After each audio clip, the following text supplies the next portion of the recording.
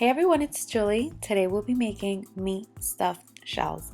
They were filled with a ground beef hot Italian sausage filling and a ricotta mozzarella filling as well, topped off with some sauce, extra mozzarella, and Parmesan cheese.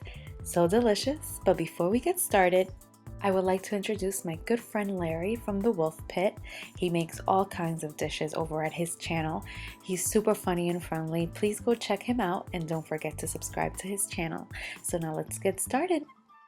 So in my saute pan, I have a couple tablespoons of oil. In goes our ground beef and hot sausages. I remove the sausages from the casings, and you want to break up the meat as best as possible. If you don't want to use pork, you may definitely leave it out and use all beef.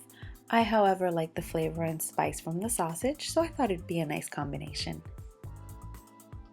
That is a lot of fat. You'd probably make your cardiologist super happy if you removed it, so I decided to strain my beef and pork. I then threw in my chopped onions into the same saute pan, some minced garlic, and I sauteed the onions for about 4 minutes before I added my garlic.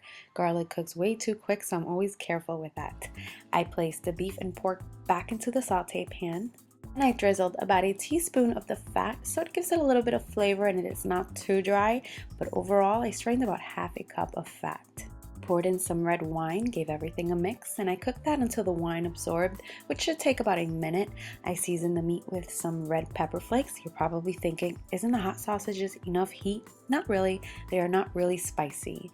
Some oregano, salt, and pepper, gave everything a mix, and then we're going to pour in our crushed tomatoes.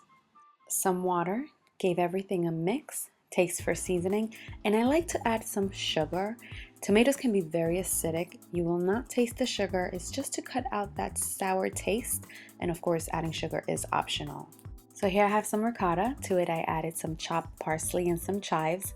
Only used chives because I had some in the fridge and didn't have much parsley. Get creative. Not that it's creative to add chives to ricotta, but you know what I'm saying. I like to add a little pinch of garlic powder, season with salt and pepper, add an egg, grate some Parmesan cheese or powdered Parmesan. I grew up on Kraft Parmesan, so I have nothing against it. In the end, it's all about your budget. Try to cover that egg with some cheese, darling. Add some mozzarella, give everything a mix. And now if you're an experienced cook, you probably already know exactly how much salt things usually need. However, you may first season the ricotta mix, taste it for salt, and then throw in the egg last. That way you don't taste for seasoning with raw egg. So I simmered my meat sauce for about an hour on low heat. The longer you cook the sauce, the more tender the meat will be. I place a little bit of meat sauce on the casserole so that the shells don't stick. I undercook the shells so they are really firm. If they're too soft, they will break. I place about a tablespoon of meat filling and about a tablespoon of the ricotta filling, which I placed in a Ziploc bag just because it's easier, but you may use a spoon to do both. When I was done filling all of the shells, I placed the remaining sauce on top. Try to use a ladle. I was being lazy since I had already picked up the saute pan. I didn't want to put it down and look for the ladle. I then grated some Parmesan cheese on top, baked this in a preheated oven at 350 degrees for about 20 minutes. I then removed it from the oven and added some fresh mozzarella on top and some extra Parmesan cheese. I also sprinkled some oregano on top, drizzled a little bit of olive oil, and I placed it back in the oven for about 10 minutes just so the cheese on top can melt.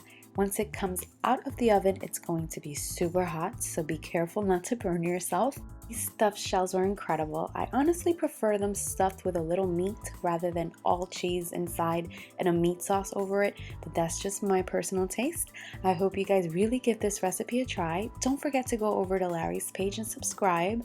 I hope you guys enjoyed this video, and thank you guys so much for watching.